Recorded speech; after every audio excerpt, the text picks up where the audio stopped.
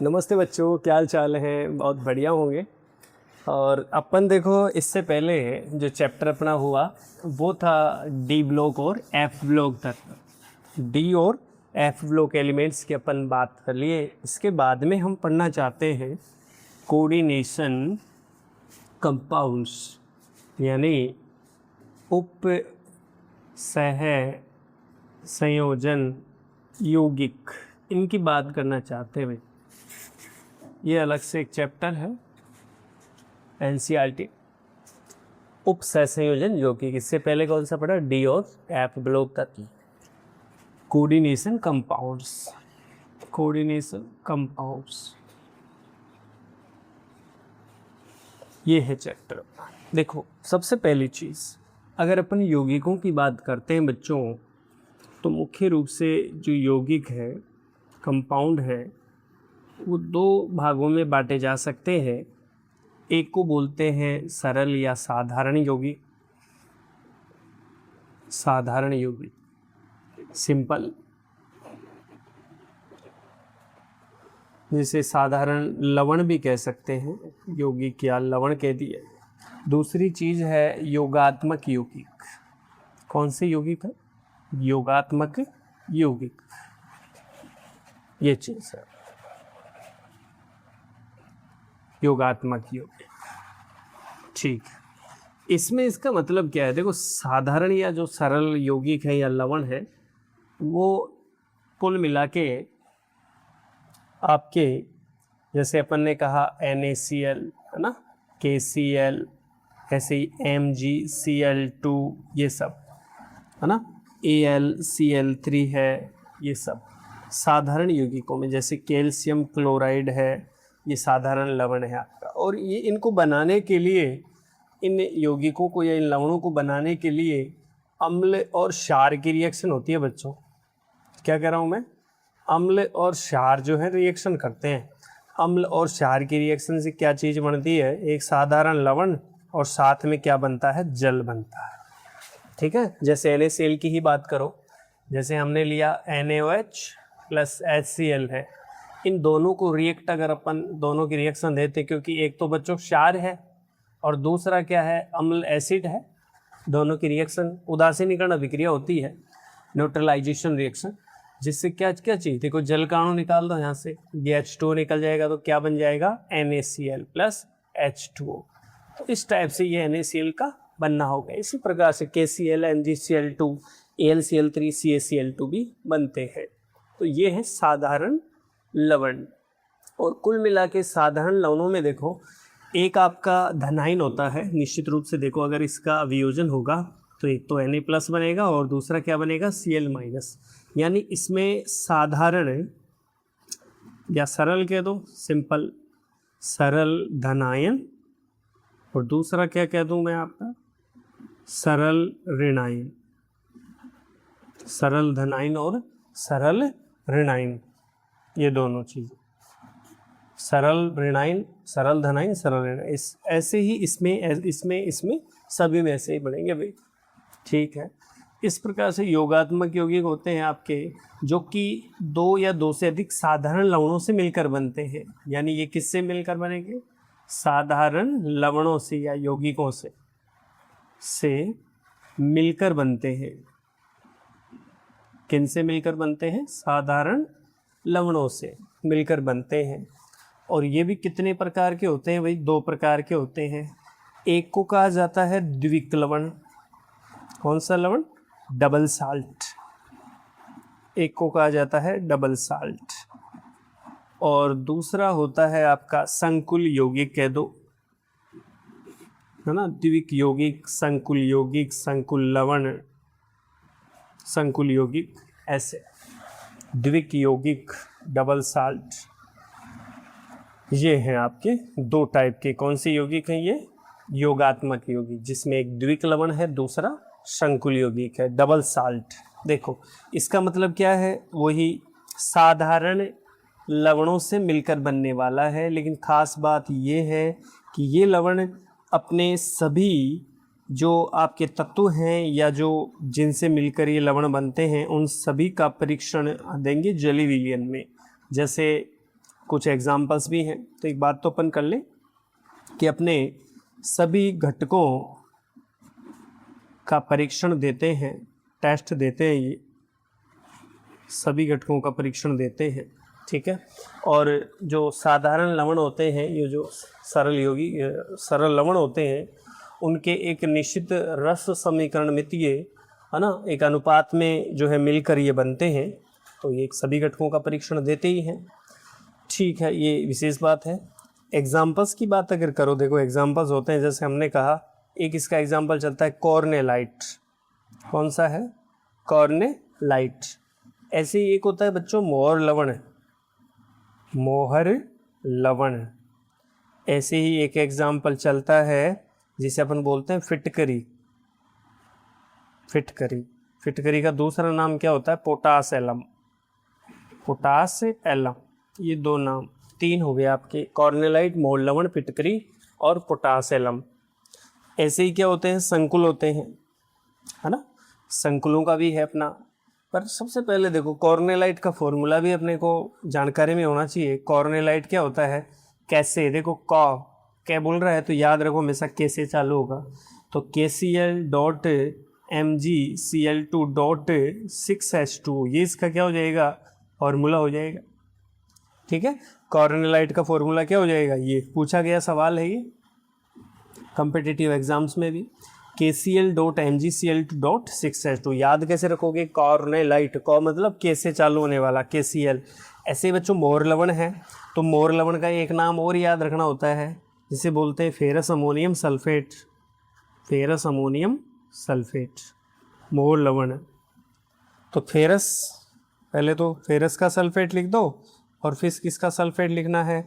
Ammonium का sulphate लिख दो, और साथ में कितने H2 हैं? वही 6H2। ये आपका किसका हो जाएगा? मोहर लवण का फॉर्मूला हो जाएगा भाई। किसका हो जाएगा? मोहर लवण का फॉर्मूला है ये, ठीक है, फेरस अमोनियम सल्फेट का। ऐसे ही फिटकरी, देखो फिटकरी का सूत्र कैसे याद रखोगे? पोटास। पोटास, पोटास से मतलब पोटेशियम, क्लियर।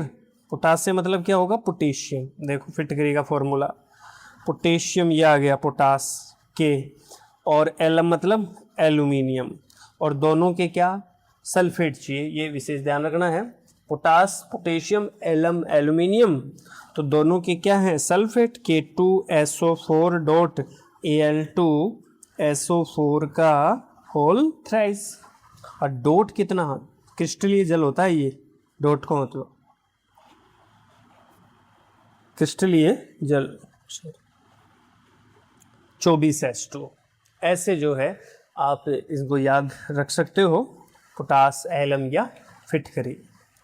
ऐसे ही जो है आपके कौन होते हैं? संकुल यौगिक होते हैं, और संकुल यौगिक भी उन्हीं जो है साधारण लवणों से मिलकर बनते हैं, ठीक है। लेकिन एक विशेष बात ये होती है कि अपने सभी घटकों का परीक्षण नहीं देते। जैसे संकुल यौगिक का एग्जाम्पल आपको बताऊं, जैसे मेरे पास है K4 है, ऐसे FeCN का होल 6 ये है, ये संकुल यौगिक का उदाहरण है, जिसमें भी जो है साधारण लवणों से मिलकर ही ये बनता है। जैसे एक तो KCN, जैसे इसमें बनाने के लिए तो KCN काम आएगा, और एक आएगा FeCN, एक FeCN, एक मिनट, FeCN का होल 2, ऐसे फेरसाइनाइड और एक पोटेशियम साइनाइड, ये दोनों मिलकर जो हैं किसका निर्माण करते हैं? इस संकुल का निर्माण करते हैं।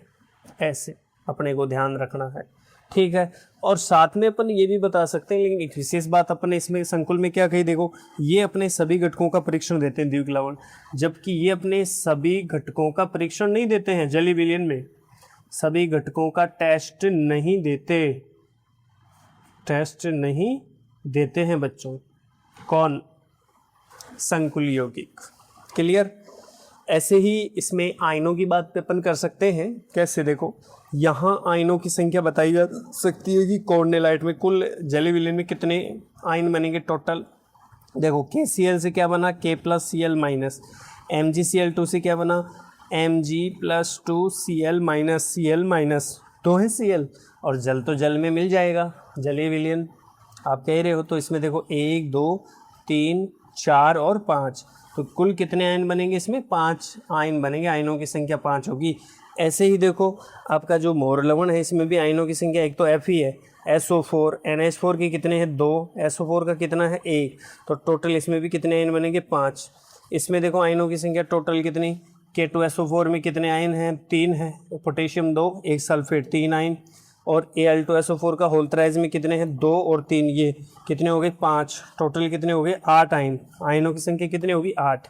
जल तो किसके लिए जल है, तो वो तो जल में जल मिल जाएगा, पानी है तो।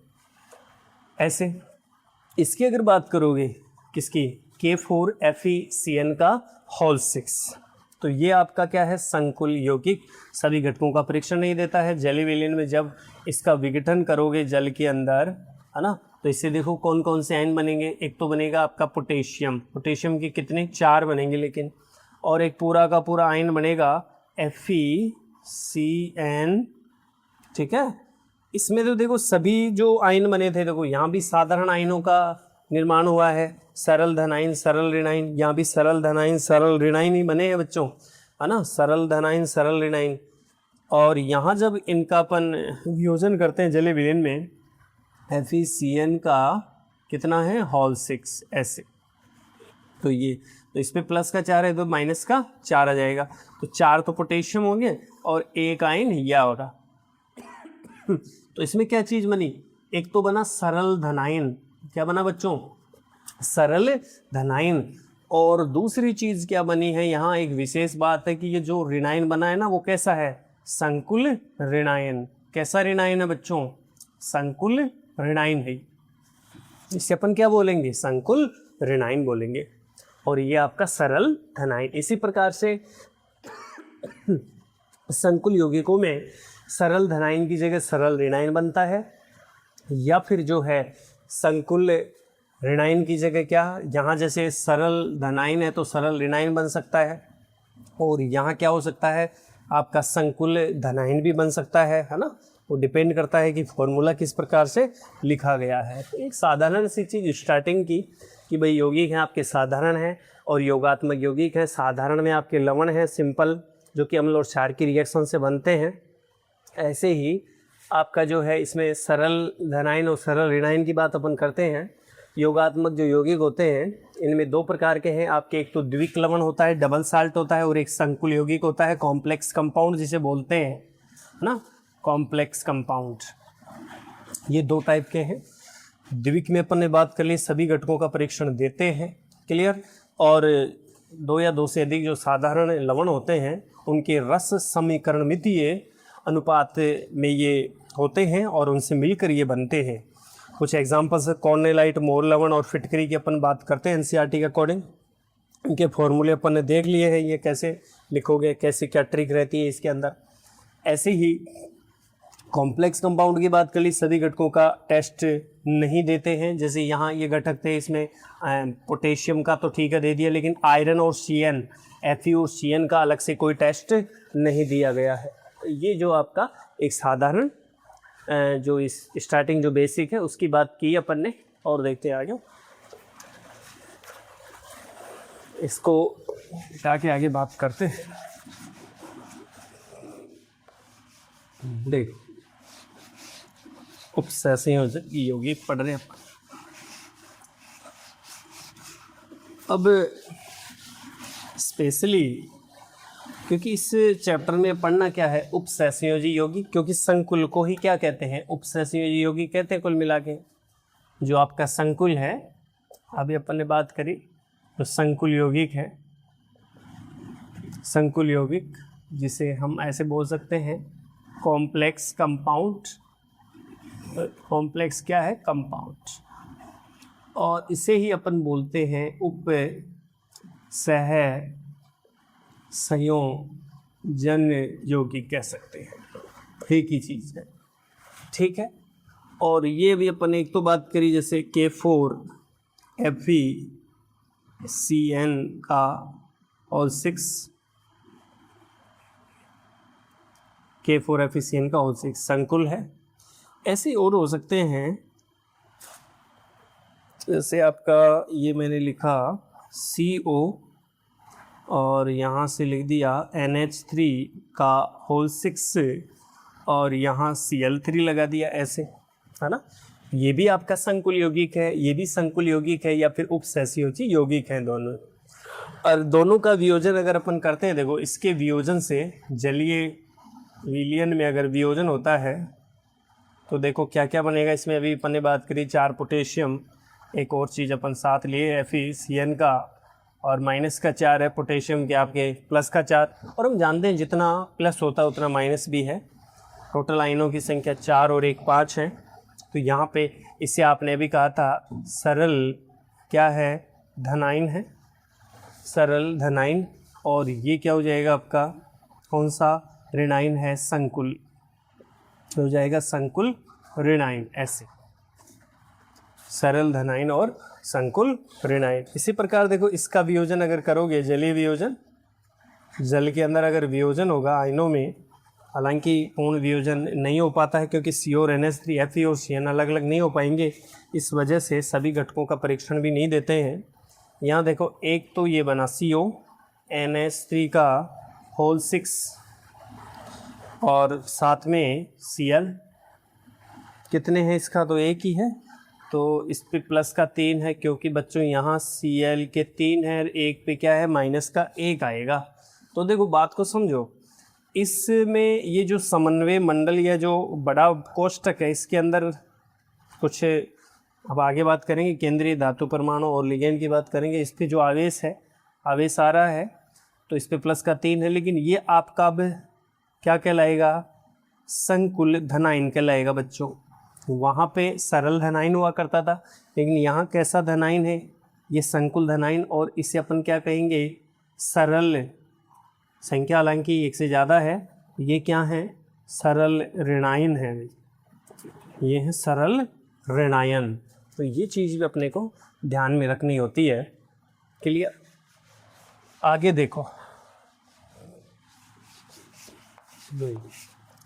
अब इसमें जो कुछ विशेष कुछ परिभाषाओं की बात करते हैं, कुछ डेफिनेशंस की बात करते हैं, है ना, कुछ पारिभाषिक शब्दों की बात करते हैं।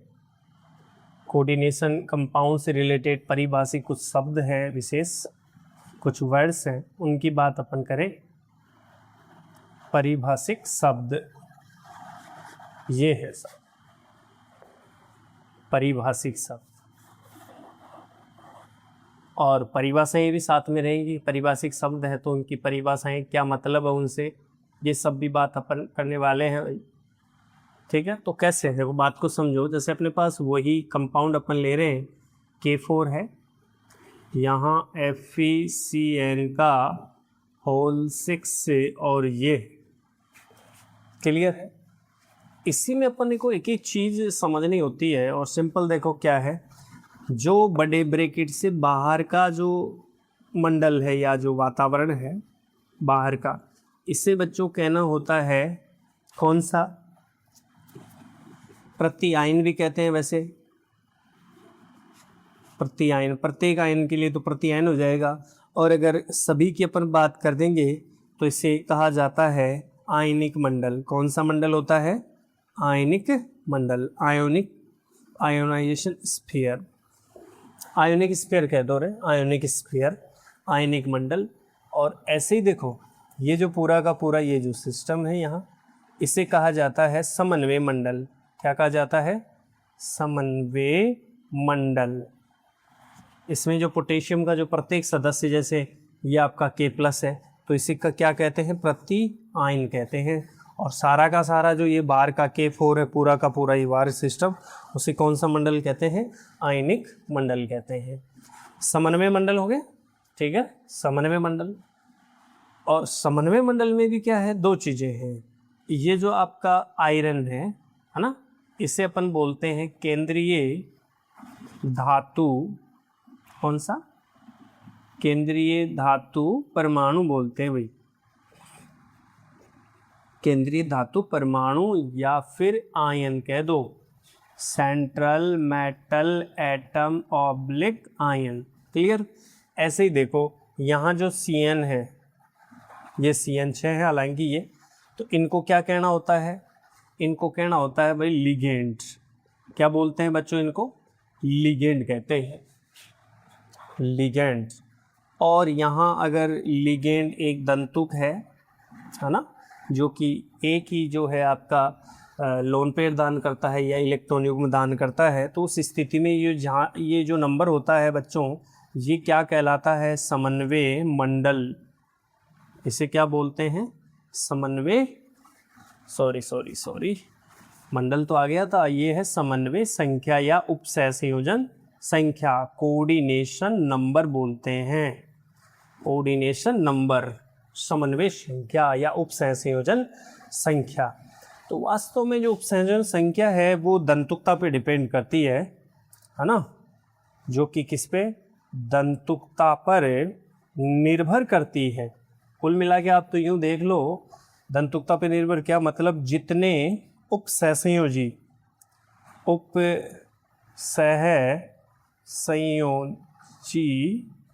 आबंध की जो संख्या होती है ना, वही है, बस ऐसे समझ लो। लिगेंड के द्वारा जितने उपसहसंयोजी आबंध बनाए जाते हैं वही उसकी क्या कहलाती है? समन्वय संख्या, कि कितने उपसहसंयोजी आबंध बनाते हैं। और वास्तव में जो उपसहसंयोजी यौगिक हैं उनको क्यों बोलते हैं उपसहसंयोजी यौगिक? क्योंकि यहाँ क्या होता है, धातु और जो आपका लिगेंड होता है, इन दोनों के बीच में बॉन्डिंग होती है। और वो बॉन्डिंग कौन सी है? उपसहसंयोजक आबंध या उपसहसंयोजी आबंध की। इस वजह से ऐसे यौगिकों को क्या कहा जाता है? उपसहसंयोजन यौगिक कहा जाता है, आबंध के अनुसार ही। ठीक है, तो ये चीज़ अपने जो है ये माइंड में सेट रहनी चाहिए। और देखो इनका मतलब भी देख लो अलग अलग क्या है। सिंपल सी चीज़, प्रति बता दिया। समन्वय मंडल से जो बाहरी मंडल है उसे अपन आयनिक मंडल बोलते हैं। प्रति आयन प्रत्येक सदस्य को बोल सकते हैं, प्रत्येक आयन को बोलते हैं, जैसे पोटेशियम आयन है। ऐसे ही जो ये बड़े ब्रैकेट के अंदर है, कि बड़ा ब्रैकेट के अंदर सब कुछ है, इसे अपन क्या कहते हैं? समन्वय मंडल कहते हैं। क्लियर है? तो समन्वय मंडल आपका पॉजिटिव भी हो सकता है, नेगेटिव भी हो सकता है, डिपेंड करता है कि आपको यौगिक किस प्रकार का दिया है। पहले अगर पॉजिटिव है तो समन्वय मंडल नेगेटिव होगा, अगर पहले ही समन्वय मंडल आ रहा है तो वो पॉजिटिव, और बाद वाला जो आयन होगा, आयनिक मंडल, वो आपका क्या हो जाएगा? फिर वो नेगेटिव हो जाएगा। यानी जो पहले चीज़ आती है वो तो क्या है? पॉजिटिव, और जो चीज़ बाद में होती है वो क्या है? नेगेटिव। ऐसे कोई चीज़ जैसे NaCl होता है, Na+Cl-, पहले पॉजिटिव बाद में नेगेटिव। ये चीज़ अभी एक वही अपन ने करा था, जैसे CO NH3 का और 6, और यहाँ क्या रख दिया अपन ने? Cl3 रख दिया था। ठीक है, तो दोनों स्थितियों में देखो, यहाँ स्टार्टिंग में ये चीज़ आ गई समन्वय मंडल, तो ये पॉजिटिव की तरह व्यवहार करेगा, पॉजिटिव चार्ज इस पे आएगा। और ये जो बाद वाला है इस पे कौन सा चार्ज आएगा? नेगेटिव चार्ज आएगा, प्लस माइनस। जबकि यहाँ देखो वही चीज़ है, ये प्लस ये माइनस है। जबकि यहाँ समन्वय मंडल जो है वो वाला हिस्सा पॉजिटिव है, जबकि यहाँ समन्वय मंडल का हिस्सा क्या है? नेगेटिव, क्योंकि ये सबसे पहले पॉजिटिव और जो बाद वाली चीज़ है वो क्या है? नेगेटिव। ये प्लस ये माइनस, ऐसे ये प्लस और ये माइनस। क्लियर?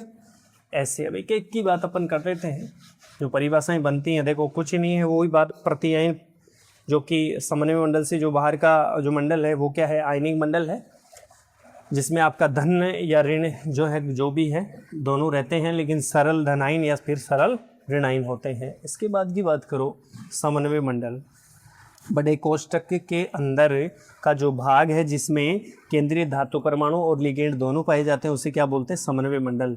दूसरी चीज़ अगली, केंद्रीय धातु परमाणु क्या चीज़ होती है? कि जो समन्वय मंडल होता है उसके अंदर जो डी ब्लॉक की धातु या जो संक्रमण धातु होती है वो केंद्रीय धातु परमाणु या आयन होती है, जिसके पास क्या होते हैं? रिक्त डी कक्षक पाए जाते हैं। केंद्रीय धातु परमाणु डी ब्लॉक संक्रमण तत्व है, तो ये रिक्त डी कक्षक पाए जाते हैं, और इसमें इलेक्ट्रॉन युग्म लेने की क्षमता होती है। इलेक्ट्रॉन युग्म लेने की क्षमता होती है बच्चों, किसमें? केंद्रीय धातु परमाणु में इलेक्ट्रॉन युग्म लेने की क्षमता होने की वजह से ये लुईस अम्ल की तरह व्यवहार करती है। किसकी तरह व्यवहार करती है? लुईस अम्ल की तरह, लुईस एसिड की तरह व्यवहार करती है। कौन? केंद्रीय धातु परमाणु या आयन। इससे जुड़ा हुआ जो समूह है या जो ग्रुप है आपका, परमाणु है, इन्हें बोलते हैं लिगेंड। क्या बोलते हैं? लिगेंड। तो लिगेंड क्या चीज़ है? लिगेंड के पास एक्स्ट्रा इलेक्ट्रॉन युग्म होते हैं, और ये इलेक्ट्रॉन युग्म केंद्रीय धातु परमाणु को दिए जाते हैं। इसके पास जो भी इलेक्ट्रॉन युग्म है वो किसको दिए जाते हैं, केंद्रीय धातु परमाणु को दिए जाते हैं, जिससे एक बॉन्ड फॉर्म होता है, एक आबंध बनता है, जिस आबंध का नाम है उपसहसंयोजी आबंध। तो ये लिगेंड की नेचर कैसी होती है, इलेक्ट्रॉन युग्म देने की। इस वजह से लिगेंड को जो है अपन बोलते हैं लुईस क्षार की तरह व्यवहार करता है। लिगेंड किसकी तरह व्यवहार करता है, लुईस क्षार की तरह, लुईस बेस की तरह काम करता है। ठीक है, तो ये मुख्य चीज़ इसके अंदर हुई। इसके बाद लिगेंड भी अलग अलग टाइप के होंगे, वो अपन पढ़ेंगे, क्योंकि उसमें एक दंतुक लिगेंड होता है, द्विदंतुक, त्रिदंतुक, चतुर्दंतुक, पंचदंतुक, षड्दंतुक लिगेंड होते हैं। और लिगेंड भी जो होते हैं वो धनात्मक, ऋणात्मक और उदासीन प्रकार के होते हैं। ऐसे ही देखो, समन्वय मंडल की बात अगर करो, कोऑर्डिनेशन नंबर की बात करो, तो कोऑर्डिनेशन नंबर, समन्वय मंडल वही चीज़ है, दंतुकता पे डिपेंड करेगा कि आपका लिगेंड अगर एक दंतुक है और यहाँ ये संख्या है, क्योंकि लिगेंड एक से ज़्यादा भी हो सकते हैं, तो यहाँ जो संख्या बनती है, एक दंतुक है तो जो संख्या बनती है वही समन्वय संख्या होती है। और ये चीज़ फिर दंतुकता के बाद में इजी वे में समझ में आती है। ठीक है, तो इस प्रकार से जो है यहाँ हम ये कंप्लीट बात कर चुके हैं कि कैसे क्या इनका जो है ये परिभाषाएँ बनती हैं। तो आगे अपन जो है लिगेंड की चर्चा करेंगे कि ये लिगेंड कितने टाइप के होते हैं, कौन कौन से प्रकार हैं, एक दंतुक, द्विदंतुक, त्रिदंतुक, है ना, चतुर्दंतुक, पंचदंतुक, षड्दंतुक, ये सभी बातें अपन आगे नेक्स्ट वीडियो में करेंगे। ठीक है, तब तक के लिए धन्यवाद।